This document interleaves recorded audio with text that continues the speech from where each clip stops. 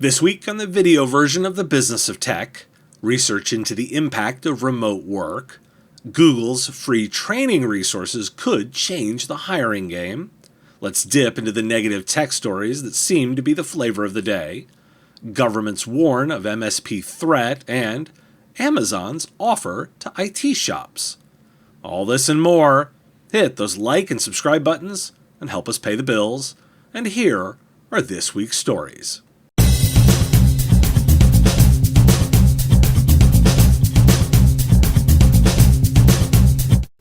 Managed to go last week without talking about returning to work. This means, of course, there's eye-catching research to start this week off.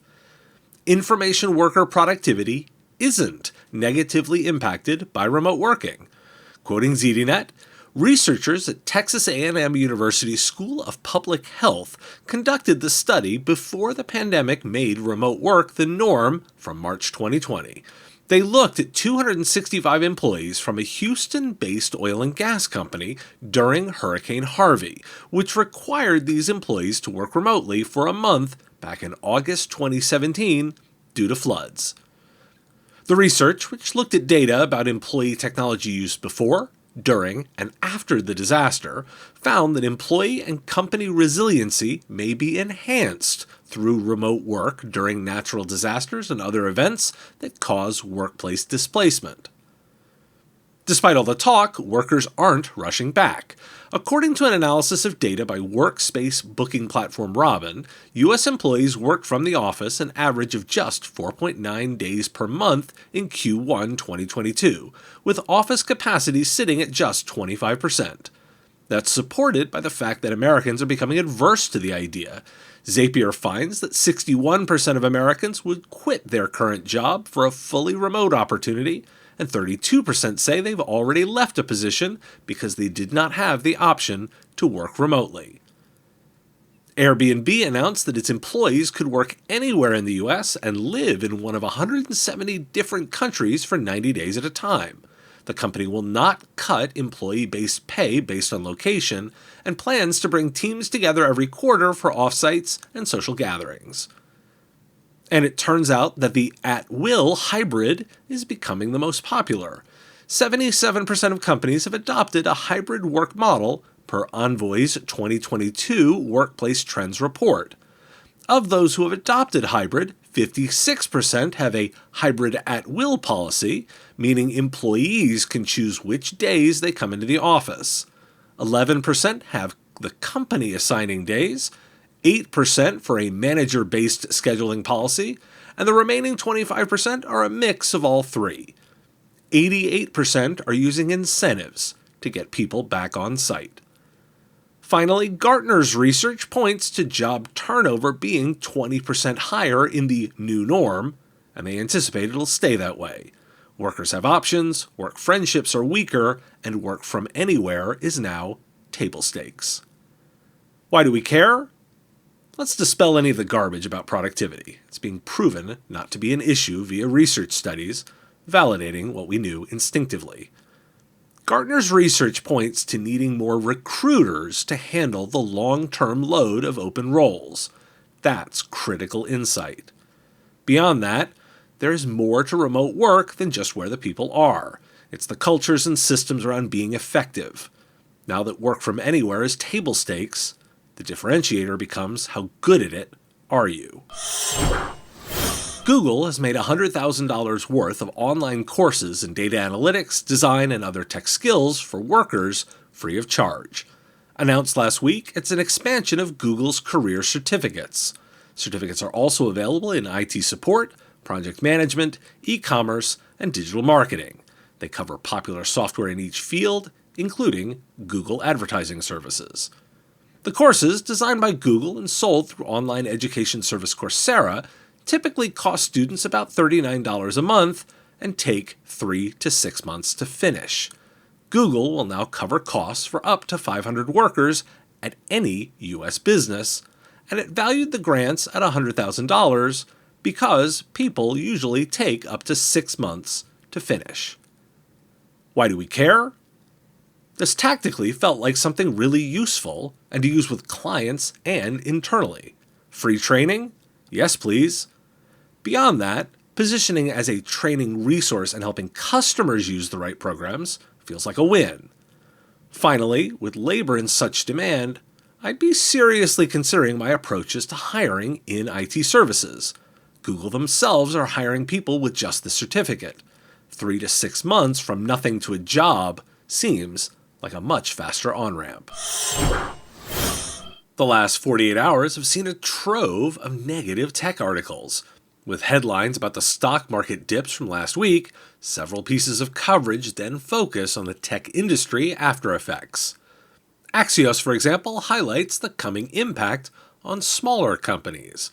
Quote, smaller companies with business plans that involve burning venture capital to seize market share will scramble. In a recession, frothy investment fads, think meme stocks, NFTs, and flavor of the week startup ideas, would likely fade in appeal, at least for a while. Big firms typically go on buying sprees, but the current antitrust climate could put a damper on that. Many companies will rewrite their plans around business-to-business concepts, which often promise a steadier income than consumer-aimed efforts, and everyone will be keeping their eyes peeled for what the next platform will be, since the next platforms have emerged during recessions in the past. A second piece from Axios notes how streaming, e-commerce, and social media are facing particularly steep declines. I'll highlight from that piece that year-to-date, software firms are off 17.2%, IT off 12%, and hardware off 6.5%. Business Insider focuses on a brace for a, quote, historic slump amid VC pullback, looming layoffs, and plummeting share prices. Of course, let's note that when looking at sectors, the story is different across different sectors. Professional and business sectors have seen job recovery beyond their pre-pandemic numbers. Why do we care? The flip side of my position that Wall Street is not the market is that it's true in a positive way too. All of the noise from Silicon Valley and those small tech startups has a lot less to do with IT services. As Axios noted, big companies will do just fine, particularly the large cloud providers. I'd be more worried about recession and inflation trends on customers than I am about the technology itself when I consider the IT services space. Note that even the related markets to services, software, IT, and hardware, are off less than streaming, e-commerce, and social media. That's good news. Keep an eye on the broader economy more than specific technology stocks. For example, I'm watching consumer credit, which is more dangerous than I might like. I'm still cautious. I'm just observing that the imminent doom of most tech coverage right now isn't appropriate for services. Lincoln College, a historically black liberal arts school from rural Illinois, is closing up later this month, 157 years after its founding. The reason? Finances due to COVID-19 and a ransomware attack. The December attack shut down systems for recruitment, retention, and fundraising, which were restored in March 2022, which time projections showed significant shortfalls. And Costa Rica declared a national emergency on May 8th following a late April Conti ransomware attack. Conti published 97% of a 672 gigabyte dump of government data. The attack is across multiple agencies, including the Finance Ministry, the Ministry of Labor and Social Security, and the Social Development and Family Allowances Fund. The U.S. State Department has announced a $10 million bounty for information leading to the identification or location of the organizers. Microsoft Security posted a blog detailing the changing world of ransomware. The post dives into the world of ransomware as a service, as Microsoft is tracking 35 unique ransomware families and 250 threat actors across nation-state, ransomware, and criminal activities. RAS, it says, is a gig economy involving multiple actors around 3 key pillars. Quoting ZDNet. In the same way our traditional economy has shifted toward gig workers for efficiency, criminals are learning that there's less work and less risk involved by renting or selling their tools for a portion of the profits than performing the attacks themselves, Microsoft Security says in the blog post. This industrialization of the cybercrime economy has made it easier for attackers to use ready-made penetration testing and other tools to perform their attacks. Ransomware as a service has forced Microsoft to look at attacks differently. It's not one actor, but many, meaning that identifying the ransomware family itself doesn't give defenders the complete picture of threats on the network. Stealing data from a target, for example, may be carried out by one group for double extortion.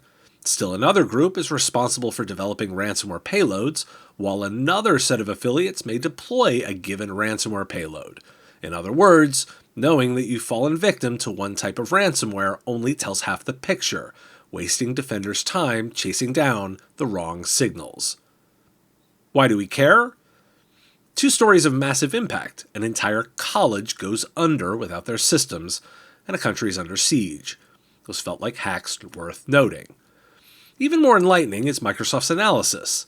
Less risk and less work by outsourcing. An obvious move that points to continued rough security waters. This is a tax on businesses and, frankly, an entirely unwelcome one. At least with taxes, you can argue you get services in return. Here, you simply have to pay the shakedown fees in mafia protection money.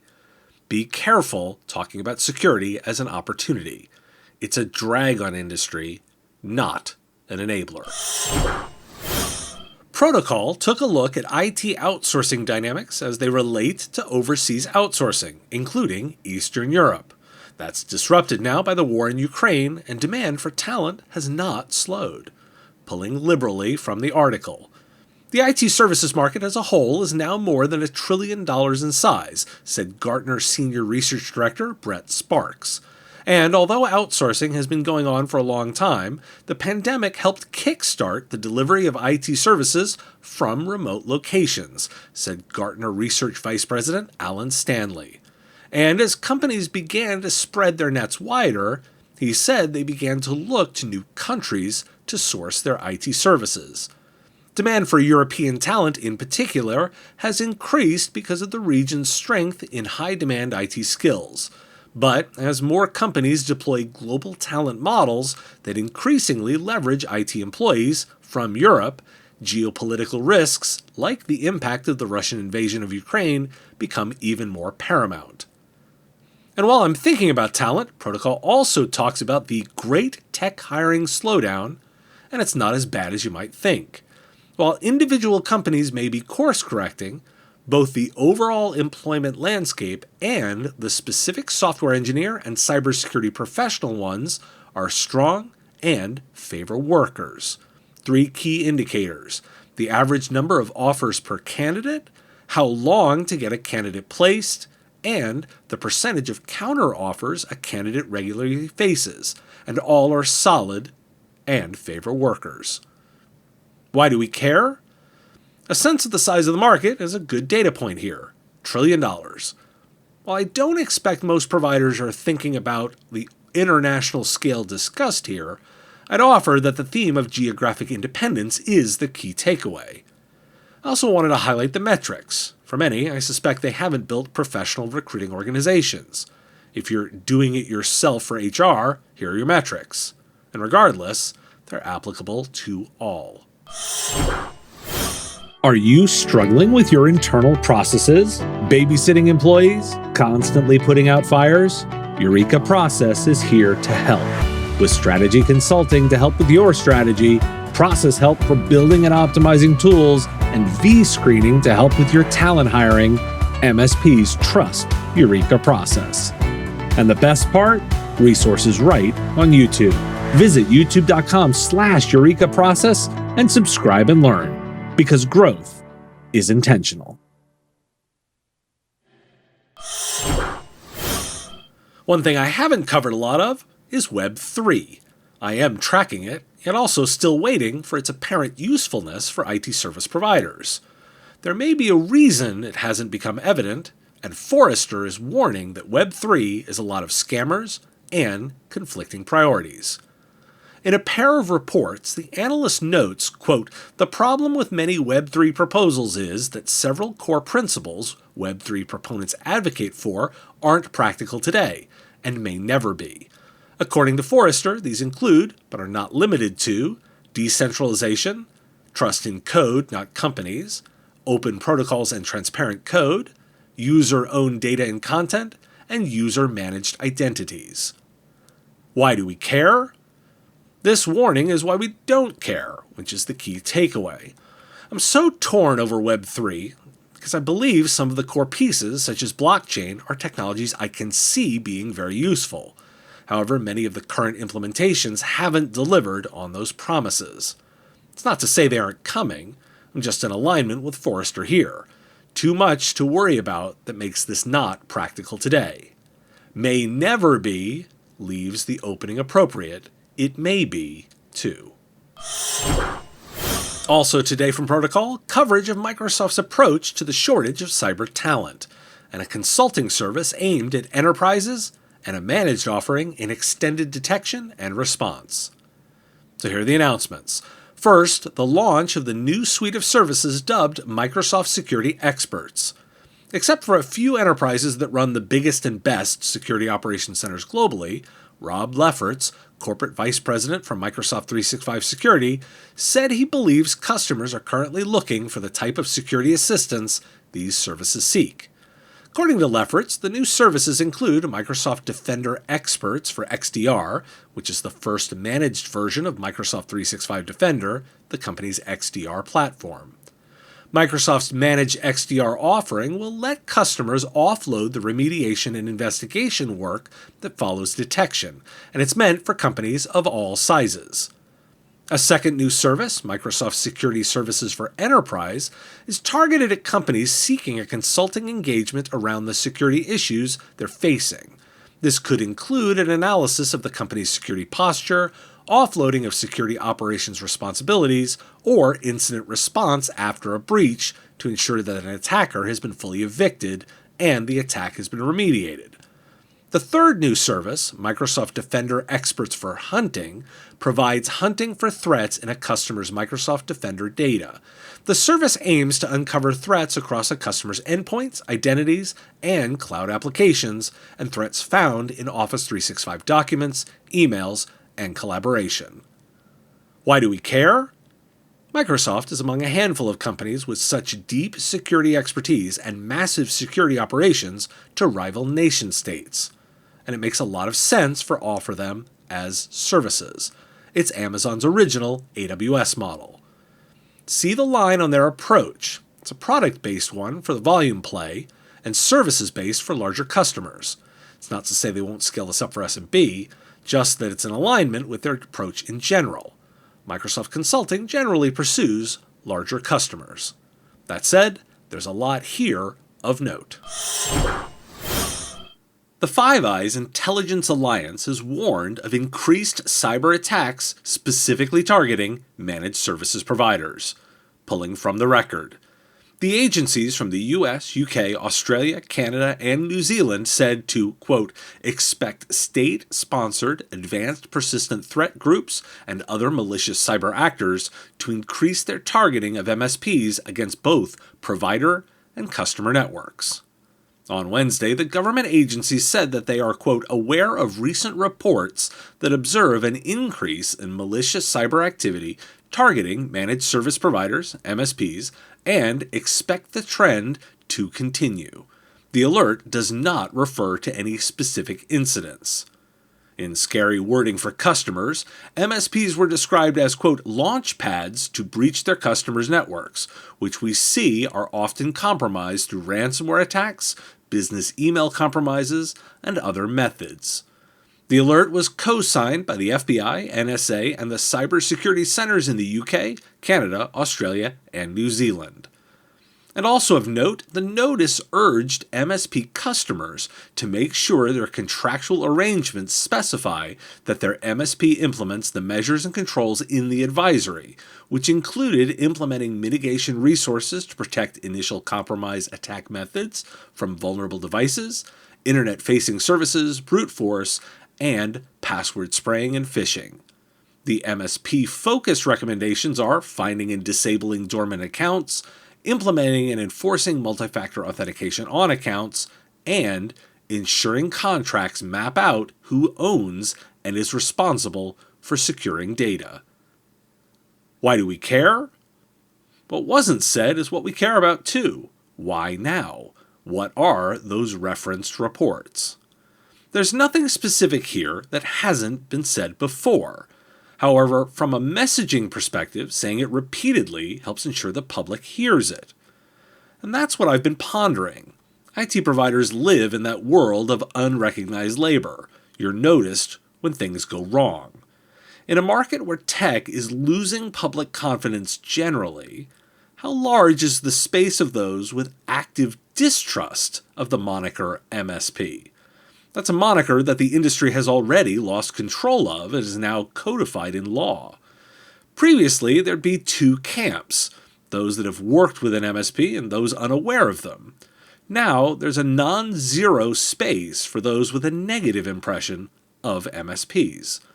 I'm not saying it's massive. I'm just noting that the messaging heard broadly is negative for attack vectors and launch pads for breaches, and it's certainly not zero and likely to grow. And what if it's the savviest end of the market, the customers paying attention? While I'm on security, the UK government is explicitly asking to be notified about ransomware. Steve Barclay, lead minister for cybersecurity, told the National Cybersecurity Centre's Cyber UK conference in Newport, Wales, specifically, quote, "I would encourage any organization that suffers an attack to come forward," he continued, adding, "By doing so, you will help us strengthen our individual and collective resilience as we learn from each other." At the same event, Rob Joyce, director of cybersecurity at the National Security Agency, revealed that the number of ransomware attacks had gone down in recent months because sanctions against Russia are making it harder for cybercriminals to organize attacks and receive ransom payments. He noted that in the past month or two, ransomware is actually down. Broader context, in an April consumer survey by NordVPN, 93% of Americans believe that the threat of cyber warfare is a concern, and only 19% were 100% confident in the government's ability to protect citizens. Why do we care? Good news on the reprieve from ransomware, and telling that government action on sanctions makes a difference. Let's not forget this lesson and advocate for more push to crack down on the criminal element. I continue to think about how many providers are ready for that call to report. Do you know how to report? What's required? What information you'll be asked for? All questions to consider. Let's revisit some broadband investments. On Monday, the White House said 20 internet service providers have agreed to offer $30 per month high-speed internet plans to low-income families, effectively giving free service to households that qualify for a federal subsidy. This is via the Affordable Connectivity Program, or ACP, which provides a $30 monthly discount on internet service, and the program entirely covers these offerings. The White House estimates the program will cover 48 million households, or 40% of the country. More than 11.5 million households have already signed up to claim government subsidies. The FCC has proposed federal funding to provide Wi-Fi on school buses, intended to help close the homework gap, addressing students who do not have broadband at home. A coalition of tech companies, including Google, Microsoft, and Yahoo, have pledged support for a New York bill that bans the use of warrants that can identify people based on their location data and internet search keywords. The bill, if passed, would become the first state law to ban so-called geofence warrants and keyword search warrants, which rely on demanding tech companies turn over data about users who are near the scene of a crime or search for keywords at a specific point in time. In the Queen's speech opening Parliament in the UK, Prince Charles confirmed reports that the government of the United Kingdom is in the process of reforming its data privacy rules. This raises questions about the UK's compliance with EU regulations going forward. Finally, Clearview AI, that company in the facial recognition business, settled with civil rights groups this week and won't sell its full facial recognition database and algorithm to private companies for use in the US. The suit was settled in Illinois, with specific laws limiting facial recognition technologies there. Why do we care? More broadband is a positive development, and more access is a long-term win. With no federal laws coming, state laws become the law of the land and affect the broader base. Clearview's outcome was determined by Illinois. This would be simplified by federal action, and it appears it won't be. Tracking these laws has become an increasingly important part of service delivery. Something I didn't want to miss, Recode covered a program that hasn't received a ton of attention, launched by Amazon to recruit small mom-and-pop shops in rural America to help with deliveries. The company is paying participating small businesses a per-package fee to deliver Amazon orders within a 10-mile radius to their neighbors' homes in states like Nebraska, Mississippi, and Alabama. What caught my eye? IT shops are included in the program. Why do we care? Is this a value add or a distraction for an IT services company? I think it depends on the nature of the operation. A retail IT shop? Well, maybe. A services-focused one? Probably a lot less so. This also speaks to how IT shops are viewed, and it's much more transactional in perception than many would like. I think I'd advise against this type of program participation, as I think it dilutes the position a provider wants to be in. That said, Amazon's looking.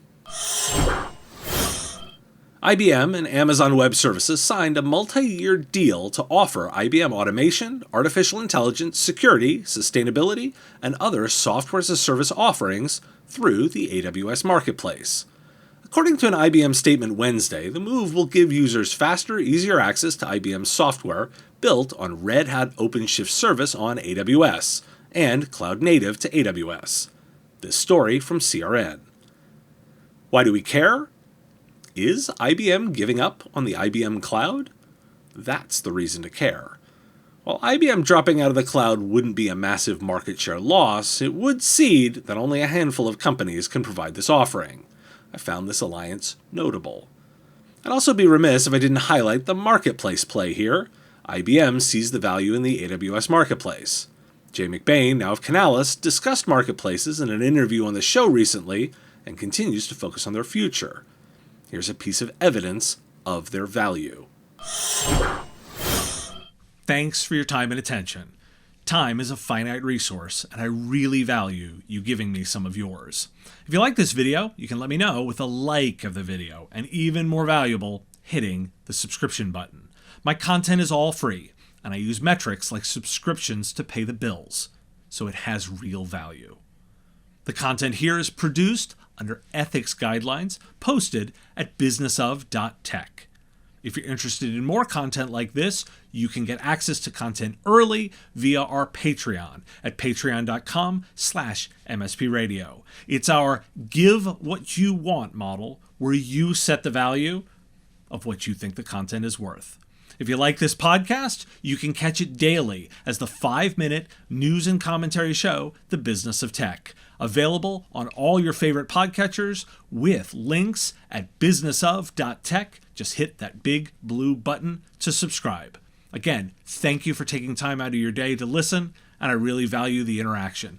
If you want to say something in the comments, I do respond and watch all that, and I look forward to talking to you next time.